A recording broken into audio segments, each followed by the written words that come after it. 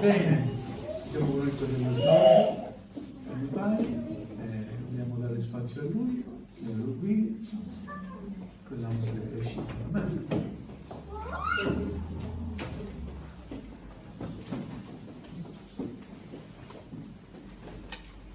Gloria a Dio, pace a tutti.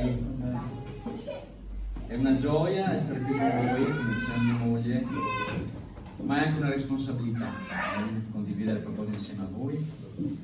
Voglio dire, Signore, grazie.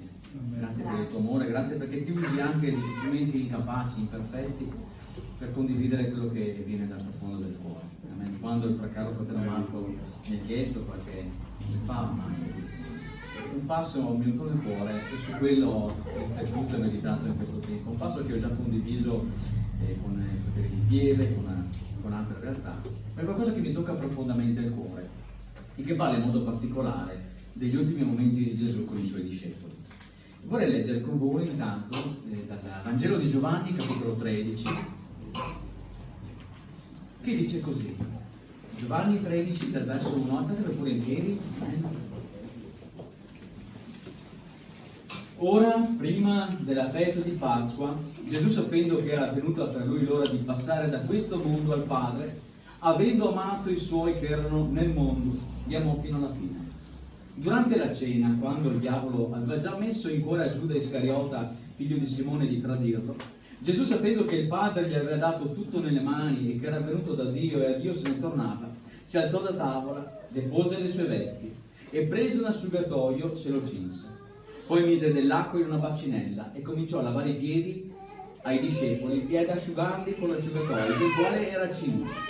Si avvicinò dunque a Simon Pietro, il quale gli disse: tu, Signore, lavare i piedi a me? Gesù gli rispose: tu non sai ora quello che io faccio, ma lo capirai dopo. Pietro gli disse: non mi laverai mai i piedi. Gesù gli rispose: se non ti lavo, non hai parte alcuna con me. E Simon Pietro: Signore, non soltanto i piedi, ma anche le mani e il capo.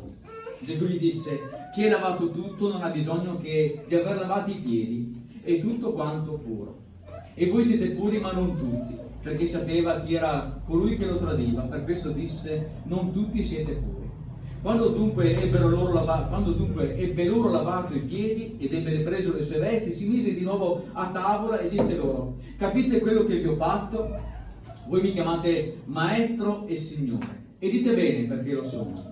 Se dunque io, che sono il Signore e il Maestro, vi ho lavato i piedi, anche voi dovete lavare i piedi gli uni agli altri. Infatti vi ho dato un esempio, affinché anche voi facciate come ho fatto io. In verità vi dico che il servo non è maggiore del suo Signore, né il messaggero è maggiore di colui che lo ha mandato. Se sapete queste cose, siete beati se le fate. Amen. Accomodate. Gloria a Dio. Un passo particolare che conosciamo nella cultura cattolica, forse una settimana prima della Pasqua c'è questo avvenimento, ma qua Gesù lo fa non una settimana prima, ma lo fa dopo la cena, dice, dopo la cena. Gli altri tre evangelici, cosiddetti sinottici, parlano di questo avvenimento, tutti quanti più o meno nello stesso modo, ma con delle sfaccettature leggermente diverse. Ora, c'è una cronologia all'interno di questo avvenimento che dovrebbe farci riflettere. C'è una cronologia che parte dal momento in cui Gesù desidera passare dei momenti con i suoi discepoli, e questa cronologia passa attraverso una preparazione, attraverso una cena, attraverso un momento particolare in cui Gesù prende il pane e il vino, li benedice e li distribuisce, facendo un'affermazione che ricordiamo tutto: prendete, questo è il mio corpo offerto per voi. Bevete tutti di questo calice, è il mio sangue del nuovo patto per ognuno di noi. Ora, non è solo questo quello che Gesù fece in quella cena, anche perché in Giovanni non si parla di questo avvenimento.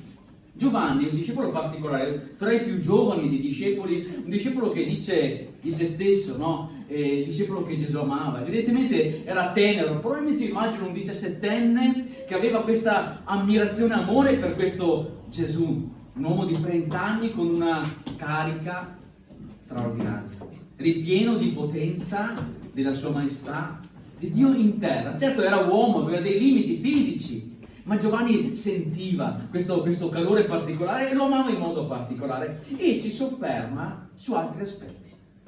Prima, sapete, da questo passo, dal capitolo 13, fino ad arrivare alla crocifissione, Gesù, secondo Giovanni, racconta una serie di cose, una serie di dà ancora insegnamenti. In quella cena particolare, così è scritto, parla non soltanto del rinnegamento di Pietro, consola gli apostoli, gli promette che arriverà lo Spirito Santo, ma non solo, avanti dice ancora, gli fa degli esempi, l'importanza della vita dei tralci, gli parla dell'odio del mondo verso coloro che credono, poi gli avverte delle persecuzioni, ancora gli parla dell'importanza dello Spirito Santo e di quello che farà lo Spirito Santo alla Chiesa, ma non solo questo, poi fa una preghiera bellissima, la preghiera detta sacerdotale, in cui non soltanto prega per loro, ma prega anche per noi, per quelli che avranno creduto per mezzo della loro parola. Qualcosa di particolare, Giovanni non si sofferma solamente a un simbolo importante, amen, ma racconta esattamente ciò che Gesù stava raccontando in quel momento, in quelle ore, in quella cena. Un insegnamento particolare, no? Un insegnamento profondo. Sapete, se non sbaglio, in Luca, subito dopo che Gesù parla del tradimento, nasce una disputa fra di loro su chi era il più grande.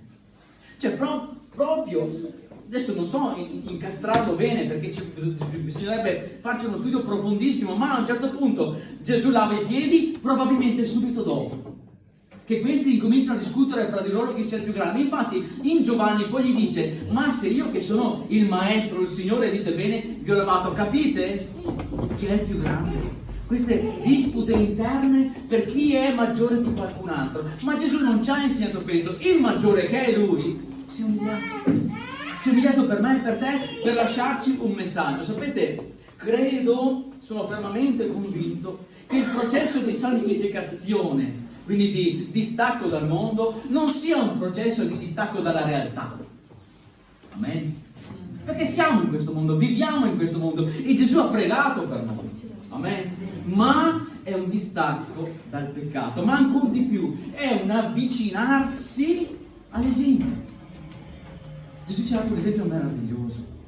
Gesù sapeva che Pietro avrebbe tradito, sapeva di Giuda, sapeva che Tommaso avrebbe avuto dei dubbi, sapeva esattamente che sarebbero scappati tutti nel momento, no, in cui il pastore sarebbe stato percosso. E questo affinché le scritture fossero adempiute, affinché noi oggi potessimo comprendere, capire, ma nonostante ciò non li ha amati di meno, non li ha amati di meno, li ha serviti, ha fatto qualcosa, sapete, talmente umiliante, perché dobbiamo anche immaginare, Pietro non è che dice tu non mi leverai i piedi semplicemente perché voleva fare lo splendido, ma perché era una funzione dei servi, dei più umili della casa, che lavavano i piedi a quelli che arrivavano dai campi, dalle strade, impolverati, sporchi.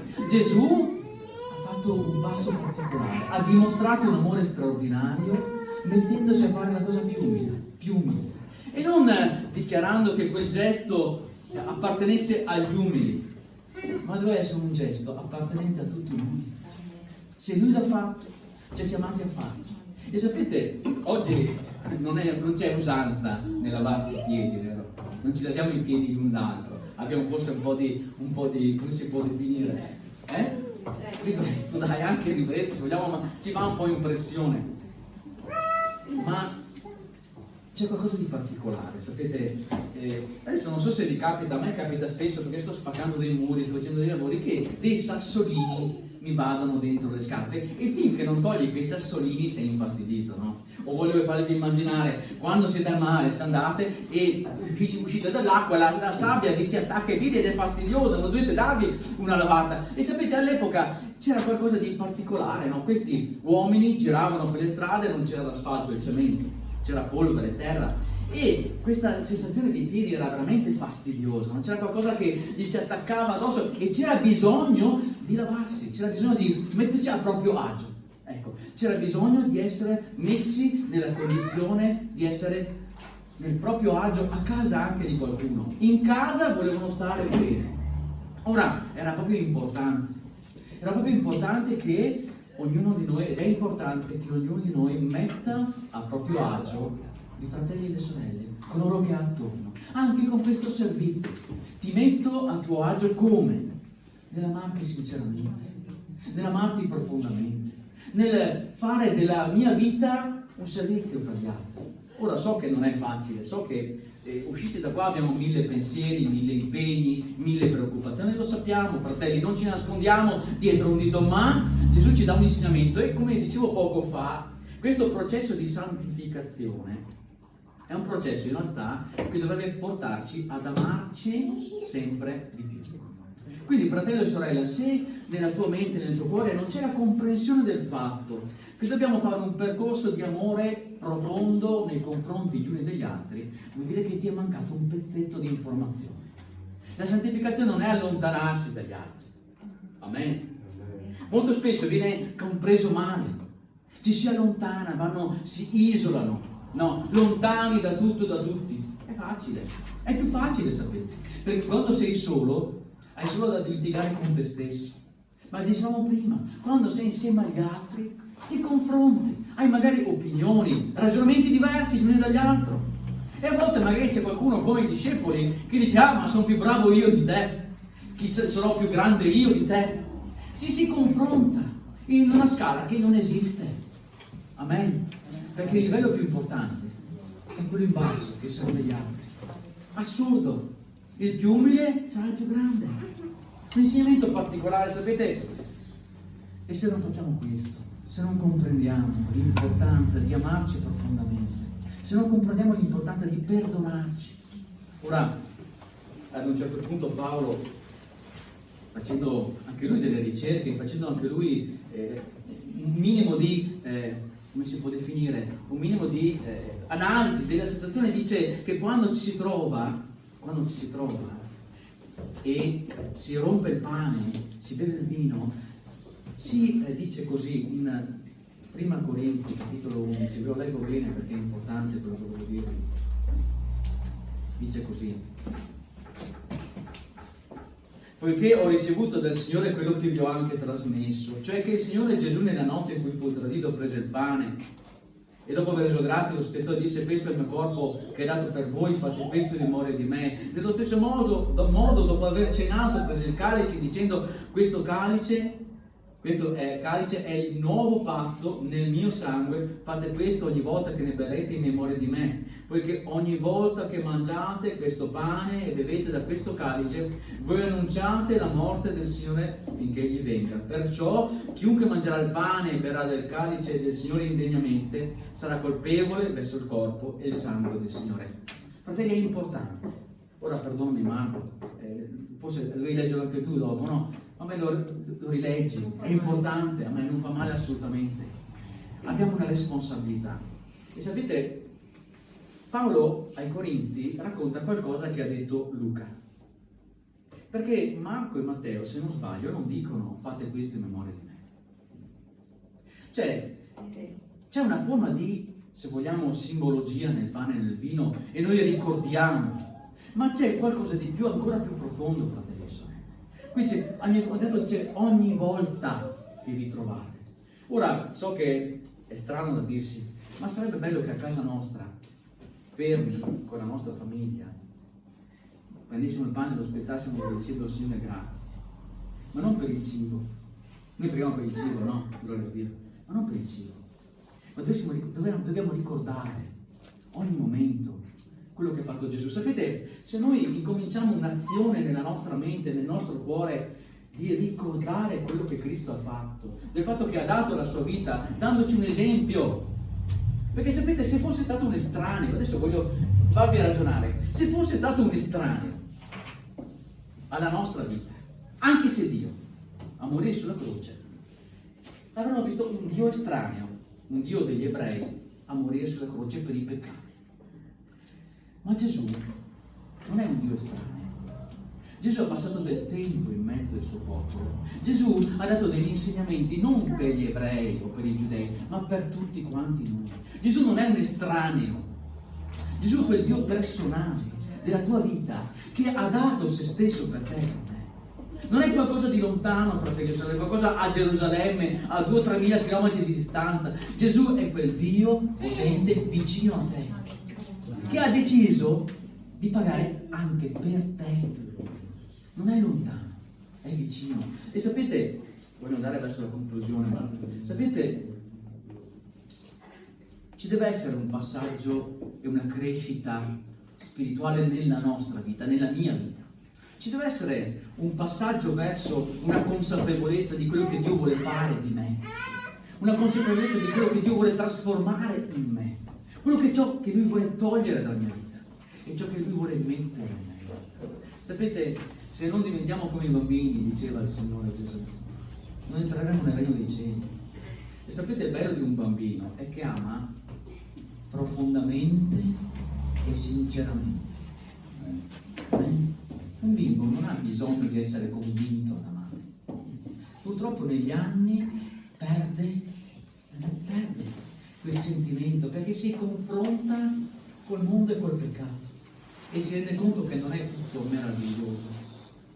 No, ma noi vogliamo invece fare un passaggio al contrario, diventare come i bambini guardando a Cristo quando spezziamo il pane, quando beviamo il vino e ricordandoci di quello che Lui ha fatto e mettendo di fronte ogni momento della nostra vita Gesù, come dice il fratello Regis, Signore, se la tua presenza non viene con me, tu non ci vai, no, non fa per me. Se non sei con me, sto a casa. Se non sei con me, sto zitto. Sapete, in ogni momento chiediamo al Signore di essere con noi. Non sarà sicuramente un'inversione diretta, probabilmente ognuno di noi avrà un'inversione graduale, con un certo raggio di curvatura, ma il senso della conversione è arrivare verso la strada che Cristo ha preparato per noi, ha tracciato per noi. Amen. Certo, è una curva, bisogna cambiare. Nel momento della conversione Dio mette in noi quella volontà di sterzare per tornare verso la sua strada, ma se ogni giorno noi non teniamo ferma quella posizione o non chiediamo a Dio di sterzare un po' di più per far prima, ad un certo punto andremo nella strada sbagliata. Dobbiamo fare tutta quella conversione, dobbiamo completare quel giro affinché possiamo andare verso di Lui, fratelli. Quindi non sia per noi un semplice ricordo, vogliamo ricordare, vogliamo vivere, vogliamo ricordarlo ogni giorno, affinché veramente in ogni momento possiamo dire: Signore, quella bellissima frase che sembra una frase fatta ma è così importante: Gesù, cosa faresti al posto mio? Cosa faresti al posto mio? Cosa devo fare affinché la tua gloria nella mia vita sia manifestata? E Gesù ce l'ha detto, è meraviglioso perché ci ha detto: amatevi gli altri come io mi non è automatico, non è assolutamente automatico, però sapete, piano piano lasciamo che lo Spirito Santo compia un'opera nella nostra vita e piano piano quei sentimenti incominceranno sempre di più a corrispondere alla sua volontà. Piano piano. Non ti scoraggiare, fratello e sorella. Non ti scoraggiare se sei caduto o sei caduta. È normale. Lo aveva previsto Gesù. E nonostante la sua previsione sapeva, è morto lo stesso per te. Non ha detto: no, tu farai fatica e ci metterai un sacco di tempo. Il tempo che serve. Perché Dio ha cominciato un'opera e la vuole portare a compimento. Però c'è un passo da fare. Il passo da fare è ogni giorno, fratello e sorella. Ogni giorno. Signore, cambia il mio cuore. Signore, cambia il mio cuore. Signore, cambia il mio cuore. Signore, cambia il mio cuore. Signore, cambia il mio cuore. Per centinaia e centinaia di volte, Signore, cambia il mio cuore. E il Signore che è fedele cambierà il cuore. Piano piano, senza sconvolgerci, ma piano piano ci porterà a quella perfetta e meravigliosa immagine di Cristo. Il tempo necessario è proporzionale alla nostra resa. Io voglio incoraggiarvi, arrendiamoci anche oggi. Signore, fai un'opera. Fa che, ricordandomi, spezzando questo pane, partecipando con la mia Chiesa, con i miei fratelli, io possa veramente mettere te al primo posto e possa lavorare insieme a te, che bello, lavorare insieme a te per costruire quell'essere che tu hai deciso che io sia. Lavora con me, perché ho bisogno del tuo aiuto. Vogliamo lavorare insieme per questo. Un pensiero breve, non so. Desidero veramente lasciarvi con questo messaggio. Gesù lavora nella mia vita affinché non sia un simbolo, il pane, ma sia parte di me, affinché io possa spezzare il pane, ricordarmi che Gesù. Grazie Gesù. Sapete, i tempi stanno arrivando, ogni tanto si inventano un modo per preoccuparci, adesso dobbiamo riarmarci. Mi fa sorridere se non piangere. Noi dobbiamo pregare per la pace. E vi dico questo, e incomincio a dirlo, lo dirò in modo sempre più forte. Noi siamo chiamati non solo a pregare per la pace, ma a prendere una posizione. Lo dico onestamente. Sento un cuore risoluto di parlare con chi è il nostro capo, dicendo bisogna che ci svegliamo fuori. Noi dobbiamo essere nelle piazze, dire no alla vita. No alla vita. Non c'è alcun motivo per andare in guerra. Amen. Dobbiamo essere risoluti, dobbiamo combattere per la pace. Semplicemente a pregare e darci da fare. Amen. Come diceva Gesù, non puoi dire a me tuo fratello, licenziandolo, mandandolo a casa, tipo, il Signore provvederà. Se tu hai di che provvedere per lui. Il Signore ci chiama a fare e a dimostrare la nostra fede tramite azioni reali e consistenti. Lui ci chiami ad essere dei guerrieri della pace, combattenti per l'amore di Gesù, affinché veramente posso dire allora voi crediamo alla pace, non solo a parole, ma a fare. Signore ci aiuti. Signore possa venire Gesù. Amen.